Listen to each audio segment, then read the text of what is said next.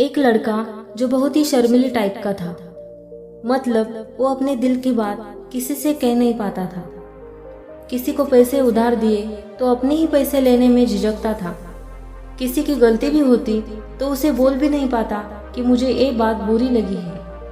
कहीं किसी के घर छोटी बर्थडे पार्टी में गया और लोग पूछते कि ये खाओगे। अब इसका मन होता भी कि हाँ मुझे वो खाना है, फिर भी वो चीज़ खाने से मना कर देता। यानी ऐसी बहुत सारी चीज़ इसने खो दी थी अपनी ज़िंदगी में। फिर एक बार इसने इंटरव्यू दिया और इंटरव्यू भी ऐसा था कि एक कमरे में 30-40 लोग बैठे हुए थे। उसमें जिसका भी नाम बोला जाता तो खड़ा होता और इंटरव्यू के सवालों के जवाब देता। अब इसका नाम अभी बोला भी नहीं गया था और उससे पहले ही ये घबराने लगा। उसको पसीने आने लगे। वो इन सब बातों में फंसने लगा और जब इसका नाम बोला गया तो घबराते हुए खड़ा हुआ और जब इंटरव्यू के लिए सवाल किए गए तो इतना ज़्यादा घबरा गया कि जुबान से आवाज़ तक नहीं निकली और फिर इसे उस इंटरव्यू से निकाल दिया। अब ये अपनी इस कमी को पूरी तरह से पहचान गया कि मेरे साथ कमी तो है। मैं ऐसे ही शर्म खाते हुए मर जाऊंगा और लाइफ में कुछ नहीं कर पाऊंगा और मैं ऐसे ही लाइफ नहीं जी सकता। मुझे अपनी इस शाइनेस को खत्म करना होगा। मुझे लाइफ में कुछ ऐसा करना होगा कि लोग मुझे नोटिस करें, मुझे अनदेखा ना करें।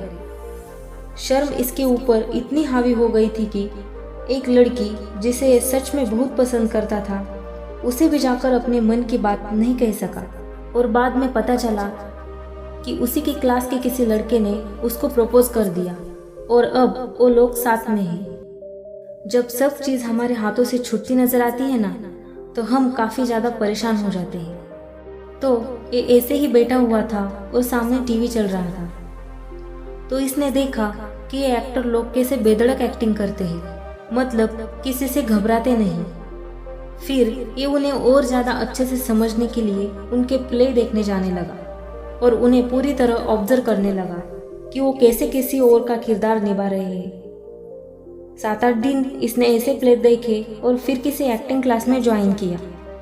वहाँ जाते ही तो ये ओपन नहीं हुआ था, पर हाँ धीरे धीरे सारे तौर तरीके सीखने लगा कि कैसे बात की जाती है, कैसे आंखों में आंखें डालकर बोला जाता है। वो जुबान जो पहले हकला रही थी अब वो खुलने लगी और 2-3 महीनों में इसके अंदर एक कॉन्फिडेंस जाग गया कि मैं भी कुछ हूँ, मैं भी लाइफ में कुछ अचीव कर सकता हूँ। ऐसे में इसे कुछ काम मिलने लगे। कुछ कंपनी के लिए ये प्रमोशन करने लगा और फिर उसी कंपनी ने इसे बुलाया अपनी कंपनी का प्रमोशन करने के लिए, जिसमें इसे इंटरव्यू से निकाल दिया गया था और वहाँ पर उसने अपना किस्सा शेयर किया। तो फ्रेंड्स देखो, हर कोई इसकी तरह थिएटर ज्वाइन नहीं कर सकता, इधर उधर जा नहीं सकता, पर हाँ हम ये मान सकते हैं कि हमारा किरदार सिर्फ शाइनेस के लिए नहीं बना।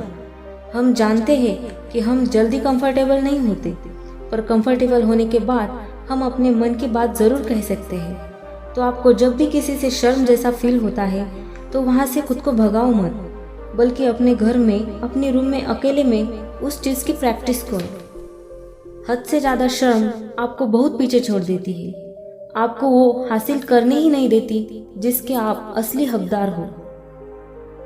अपना हक लेने से कभी घबराओ मत। शुरू में आपको थोड़ी तकलीफ हो सकती है और तकलीफ भी क्या, थोड़ा लो कॉन्फिडेंट फील करोगे, जो कि नेचुरल है। मेरे भी साथ हुआ है, कई जगह और होता भी है।